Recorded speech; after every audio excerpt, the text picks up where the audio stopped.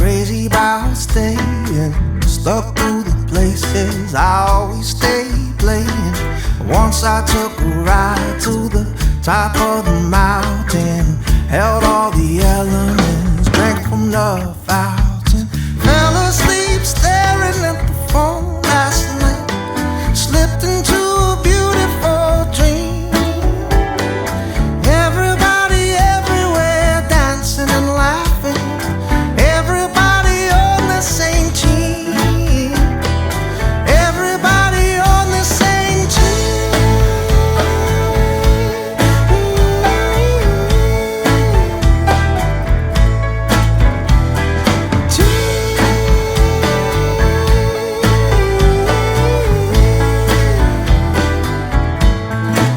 So bring the shovel and the salt and the other person's fault. Put them all into a hearse, drive it straight into the earth.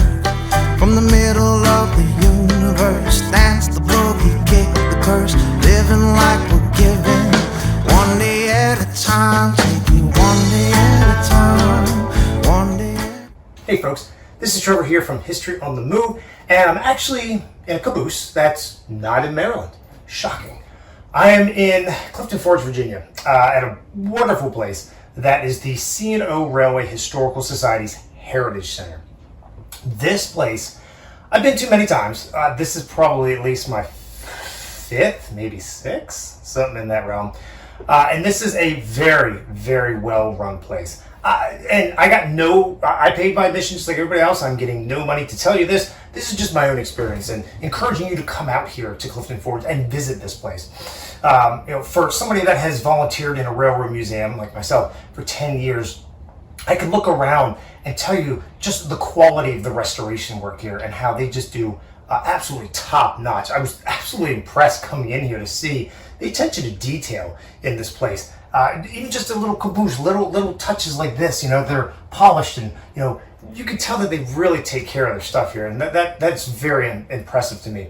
Now not everything here looks that great. And just like every railroad museum, things take time and money and effort to bring back to life. So again, not everything here is perfect, but they do a really good job from what I can see. I'm very impressed. And now, sadly, 614, the C&O Greenbrier, is no longer here. That's up in Strasburg. That was kind of the main draw for people coming in here. But that's, all is not lost, and, this place is still top-notch. They have Gadsby's Tavern, card. That's one of my favorites. They have two cabooses you can get inside. They have an SD40, an original C&O SD40 that you can get inside the cabin. The GP7, those are always neat. As well as some later model cabooses. Cabooses. I could never figure that one out. Plus it's hot. It is like 90 something degrees here in the shade. But they have just some really nice equipment, and they are pet friendly. I've actually brought my furry little friend Lady here, at least once that I can remember, and I have photos and video of. And the neat part is the Clifton Forge yard is right here. So, you may be able to post up at the Amtrak station and watch that stuff go by, but you could even watch them switching in the yard here. Clifton Forge is, to me, like the mecca of C&O. It is really, there's so much here. If you were to head a little southeast, you'd be at the Craig Valley branch. And I cannot say enough good things. I use their books. They as you know, as a history major, I absolutely love the books. But their historical books that they put out for publishing are top notch. I mean, scholarly at just the highest level. They've really done their homework.